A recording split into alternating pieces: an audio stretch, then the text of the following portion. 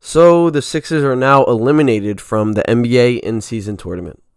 The Sixers are losing games left and right, and it looks like all of our games that we lost are like in the NBA in-season tournament. I don't know if we're doing it on purpose.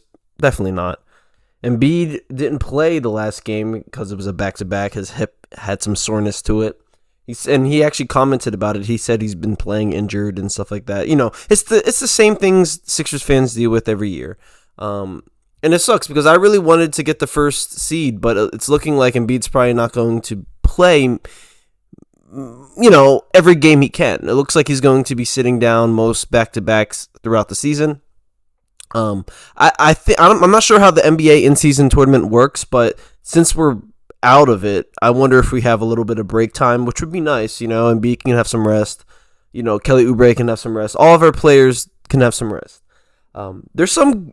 Oh, and by the way, in the last game, we had Marcus Morris starting at center for some reason. I don't know what was up. I don't know why Paul Reed couldn't have started, or even. I'm thinking like who else do we have? Yeah, Mo Bamba. I guess if you really like Marcus Morris, Nick Nurse, but yeah. I feel like the whole team was probably tired from that back-to-back. Maxey didn't have a great game. He shot 7 for 19. He had 16 points. He really did struggle. I feel like the whole team, it was just a team effort. We didn't really play well. I feel like this really showed how our team can play without Embiid. And it's not great. It's not great. We need Embiid, obviously. Embiid is a very important role of our team. We run the offense around him. Him and Tyrese, but mostly Embiid. So, I also, from this loss, I was thinking, like, do we need to make a trade? People were like, oh, let's not make a trade. Let's see how everything goes. Obviously, right? Like, you're not going to make a trade right away. But throughout the season, we might see some more weaknesses that we have, and we might want to address them, especially Daryl Morey. He's a very active GM.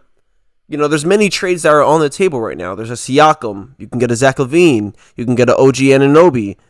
You can get a Siakam and an OG. But, there's many trades on the table. And, there's some people who want to go out. Like Zach LaVine already had interest of going to the Sixers or Lakers. And I forgot the other team. But he doesn't want to be in Chicago. But, I feel like as of now, we definitely need to make a trade. Like, if we want to win this year, if we're not just thinking about next year when we have, cap room for a bunch of free agents. If we want to win this year, I think we're going to have to make a trade before the deadline. We need to get an OG or a Siakam. I don't really know how a Zach LaVine fit will work. Zach LaVine, he's not a great defender, and I feel like we need some defense, especially perimeter defense. OG can really fill in that role defensively, and he can play great offense. He can catch and shoot. He can be in the corner and drill down those threes, and he can honestly create his own shot. He's been, as a Sixers fan, we've kind of seen OG Anunoby kind of grow into a player he is now, which is kind of cool. Same with Siakam. But, comment in the comment section. What trade should we make? What players would you want out of a trade? Drop it in the comment section. I want to see what you guys, believe in and how you guys think of it. But as of now, especially from last game, our main problem as a team is perimeter defense. Jaden Springer in the last 2 games didn't get as much minutes, but he had like a 4-game streak where he was getting consistent 20 minutes a game, and he was contributing greatly.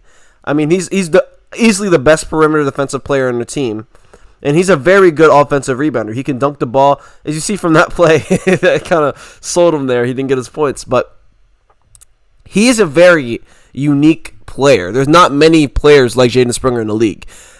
Like, he can come in right now and be an elite defender. He can guard a wing. He can guard a guard. Like, he's a really good interior defender as well. He can guard many people, big guys in the paint. I'm very excited to see him get more minutes. I don't know what's happened the last 2 games. He's gotten 6 minutes, 7 minutes. Last game, he shot 0 for 4 in 7 minutes, which is like, damn, bro. You shot a lot of shots in those times. But I think Nick Nurse I don't know if he was tired, injured, I don't know. But we need him, especially when games we don't have Embiid. We need defense. We're getting cooked every single time. I love Maxey. You can tell the jump he wants to make defensively.